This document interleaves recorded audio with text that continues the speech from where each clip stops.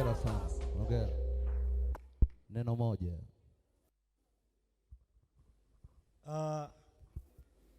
Habari za usiku.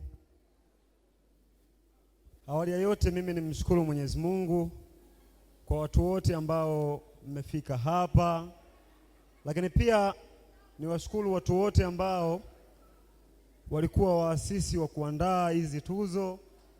Mimi nitoe rai moja kwa wale ambao wamekuwa nominees, wameshinda au hawakupata bahati ya kushinda.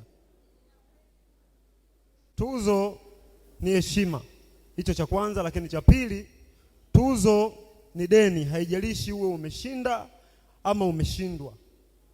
Aliyeshinda anatakiwa kuliweka deni kuwa yule aliyemshinda asipate nafasi ya kumvuka, lakini pia yule aliyeshindwa anatakiwa kubaki na deni kuwa wakati mwingine apambane na yeye ashinde, kwa sababu ni heshima.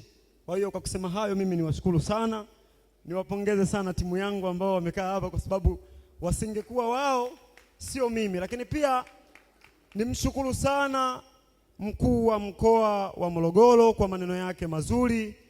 Mimi naitwa Suleiman Ari Kiwamba, ni mtoto wa Morogoro, lakini pia ni mzaliwa wa Chalinze.